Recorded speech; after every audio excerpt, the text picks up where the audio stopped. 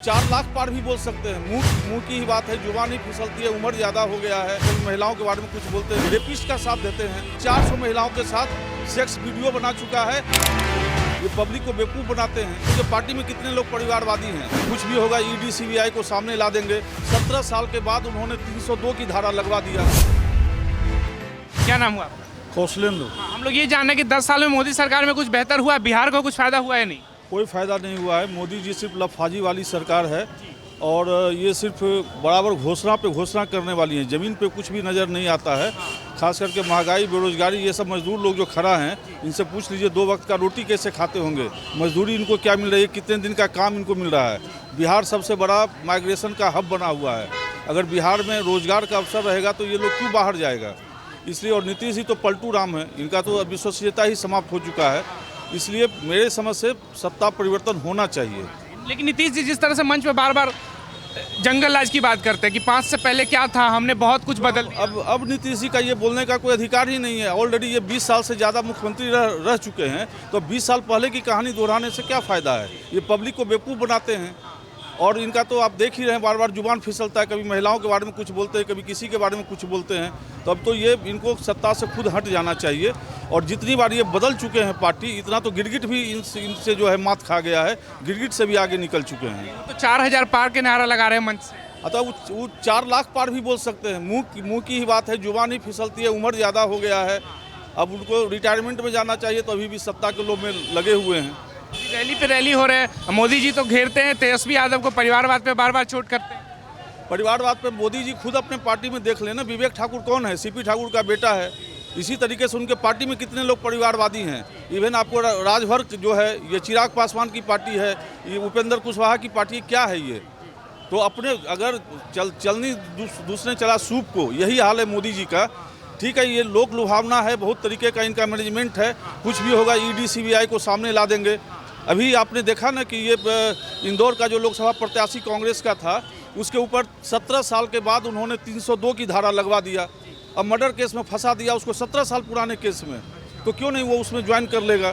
तो इस तरीके से तो लोकतंत्र का चीरहरण तो छोड़ दीजिए, इससे भी अगर कोई और बड़ा शब्द होगा तो वो हो चुका है।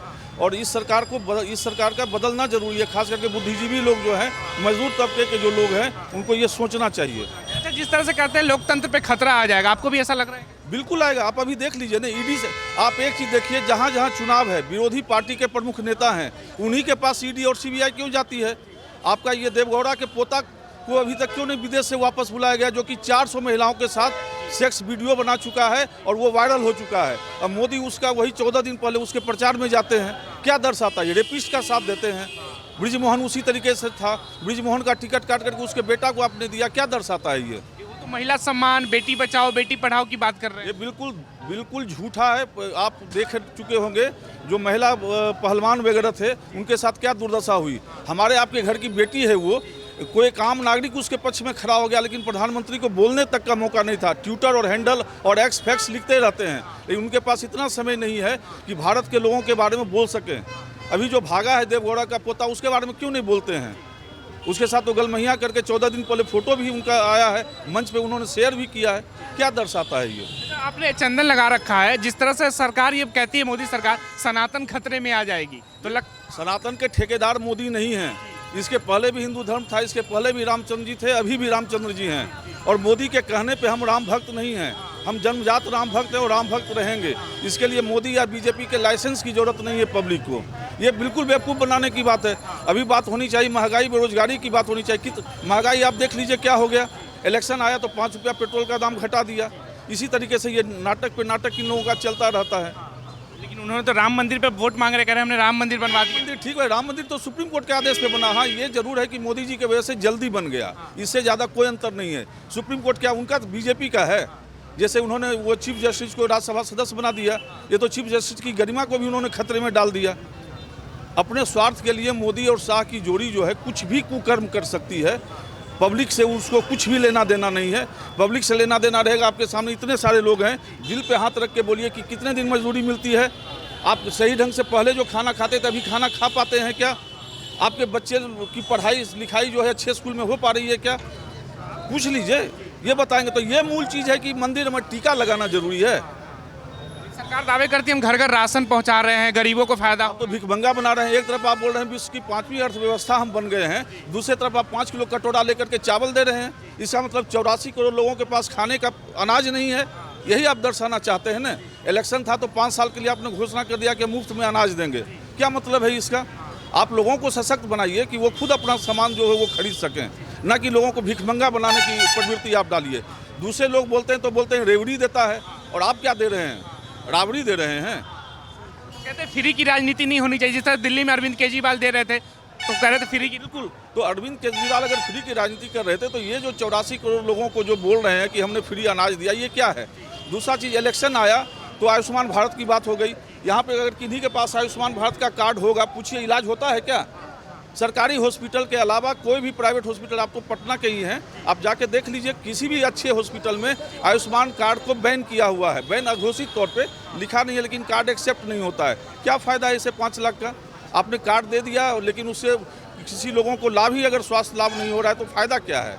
कौन नेता आपको लग रहा है बेहतर जी इस चुनाव में बेहतर विकल्प? सिंपल सी बात है, मोदी जी का जो चेहरा जिस तरीके का है वो एक बड़ा चेहरा है, इसमें कहीं कोई दो राय नहीं है। यही सेम गैप इंदिरा गांधी की हत्या के बाद आई थी कि इंदिरा के बाद कौन, नेहरू के बाद कौन, राजीव के बाद कौन, लेकिन विकल्प आया था। इसलिए कोई भी व्यक्ति आएगा तो वो अपने आप विकल्प बन जाएगा। राहुल को ये पप्पू पप्पू बोलते हैं। राहुल की क्वालिफिकेशन आप कुछ कम लोग ही जानते हैं, एमफिल किया हुआ है, विदेश से वो पढ़ा लिखा है, आप उसको पप्पू बोलते हैं। इसका क्या मतलब है?